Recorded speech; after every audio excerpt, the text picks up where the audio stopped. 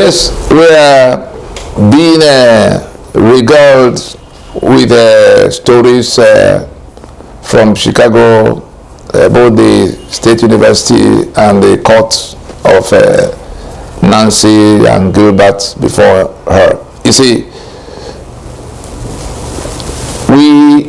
we now have to decide as a people whether we have become what we are being portrayed in the international arena to be or not. And that will be by what we do with what has been exposed.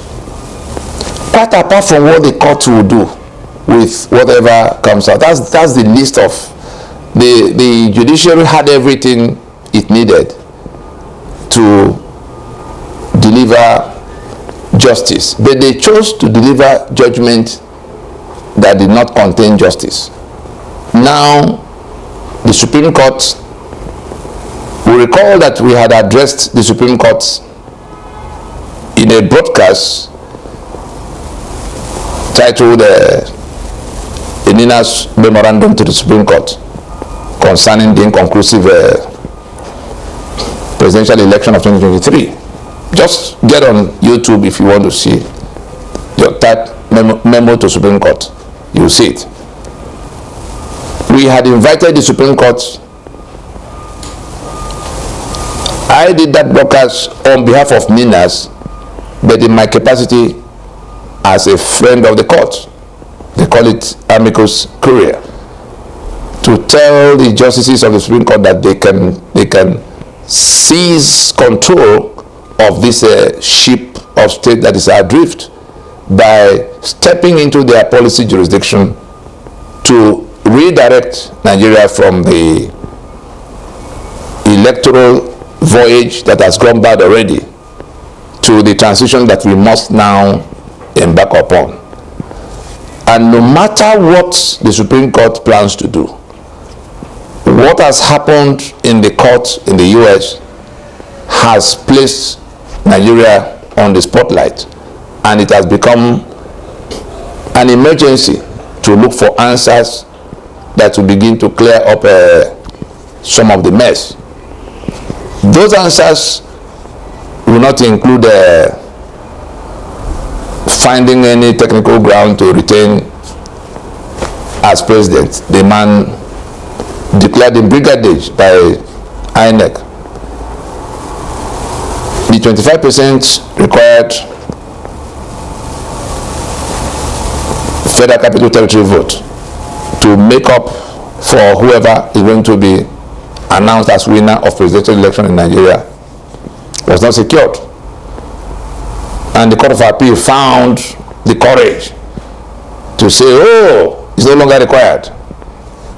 You are defying the Constitution. The Court of Appeal has defied the Constitution. Will Supreme Court join them? Now, there's another ground again for upturning what was decided, both by INEC and by the Court of Appeal. The case of forgery has been established. And what is forgery here? That a document that was tendered in furtherance of satisfying the requirements of law, regulations of INEC towards the election. A certificate that was tendered in proof of qualification and all kinds of reasons, and it's now being shown to be a forgery. Forgery simply means this was not issued by the university as written. For those who may want to confuse it, to say, but that is for somebody who has university degree. He also has he has worked in here and there, and he must have gone to secondary school. The issues are separate. Under the Constitution of Nigeria, you do not even require any kind of educational qualification. All the lawyers who have been extorting money from you to say, oh, do it this way and not that way. The Constitution of Nigeria, the fraud that we call the Constitution of Nigeria 1999, in section 318, defines school certificate under 4 headings. The first heading is the one you know, the school cert and teachers grade 2 and the shorthand of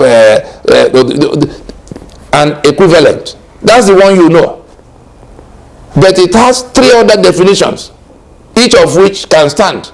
If you don't have the number 1, which is school certificate, work, and teachers grade 2 and all the other equivalents, then you must have number 2, which is evidence of having attended a school that could have given school certificate. Meaning that even if you drop out in class 1, if there was evidence you were in a Hope Rising Grammar School for 1 day, that's enough under the Constitution of Nigeria to admit you as school certificate holder. School that could have presented you for exam, the fact that you entered there for 1 day and you are on record. Then there's a third that is even lower than the second. It says if you have primary 6 first leaving school certificate, that's primary 6,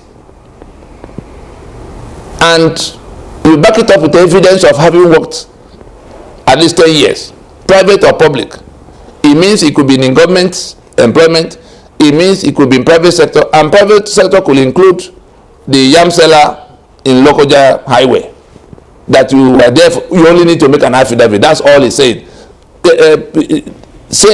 Bring this primary 6, make an affidavit to say I've worked here and worked there. If it comes to 10 years, you are qualified. That is school certificate under your constitution. That's number 3.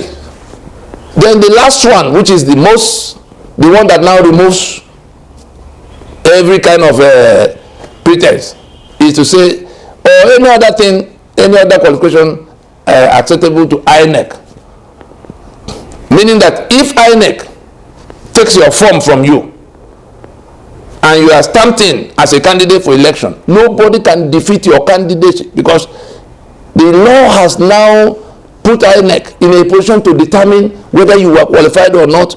And if INEC makes a mistake, yes, go and beat up INEC, but you are not going to be able to challenge or defeat the candidacy of anybody or the victory of anybody on account of school certificate, on account of not qualifying in the school certificate you think was a requirement.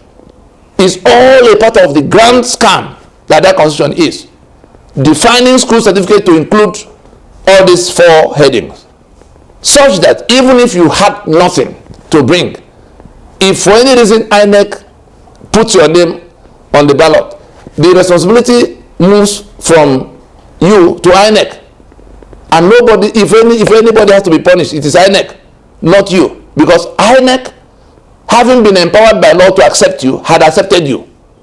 If they made an error of judgment in accepting you, that's entirely you take it out against INEC, not against the person that was accepted. So that's all about educational requirement. But the question of forgery stands on its own. The person that read the constitution, or whoever is acting on his behalf or advising him, that chose to go to bring, because everybody wants to show that they hold PhD, you now go and forge a document. So that question of forgery stands on its own right. It could be whatever you forge is the question of forgery is not the same thing as qualification in terms of school certificate, minimum qualification, because that's what it is, minimum qualification. So the forgery, it could be any of the other documents that is required of you. Imagine if you went and brought a forgery in satisfaction of any of the other requirements. That's forgery, and that is a ground for doing away with your candidacy, that you brought a forgery in satisfaction of something that required something authentic. And so the consequence of what has happened so far, there could be more. From what you are seeing, I do not see how the matter will completely move away from a criminal investigation in the jurisdiction there. But that's not our concern for now. Nigeria as a country has to make up its mind whether it wants to be cast in that light, or it wants to depart from it, it wants to separate itself from that from that fraud that has now taken center stage in our national life. If such a character, with all of what had been shown, that it was a she that got into the university and a he graduating, we also hear about names that changed from what it used to be. We hear from the grapevine all that kind of things relating to, there was a forfeiture of drug money. The accounts that were being investigated, one of the signatories is the spouse of the one that is now in the eye of the storm, our first lady now. The account from which that forfeiture occurred when it was being investigated. So, if these were the kind of businesses being done by the kind of people who have now become not only senator, governor 2 times, and now president by brigandage, we have to make up our mind as a people, because very serious damage is being done in the international circuit. Very, very serious damage is being done. And so, the Supreme Court that still has a few weeks to, adjudicate in the matter, we restate our invitation to you. Ninas is saying that there is even a more serious urgency to move away from what Mahmoud and his INEC had initiated in terms of declaring this fellow and asking everybody to go to court. Okay, we've gone to court. The matter has gone worse. The Court of Appeal has failed beyond redemption. The Court of Appeal had dragged the judiciary. The Supreme Court has to make up its mind whether it wants to save the day or it wants to go down with the balance of the Constitution, 25%. If that 25% is waived, we said it in a broadcast before, if that 25% is waived for this candidate, that Constitution is going down and everything built on it, including the Supreme Court. Let nobody deceive anybody. And now with this international escalation and embarrassment, it has become an urgent moral question, legal question, constitutional question. We have to make up our minds whether we want a union or we don't. It may well be that all the actors are working towards destroying the union or just ending the union in fiasco. That nobody's in a position to speculate. But if they are doing what they are doing that will end only in disaster, well, one is left. We can only speculate. They may well want to end the union faster than we are doing than the rest of us could, and that is if they try to sustain what they had done by pretending it doesn't matter. I think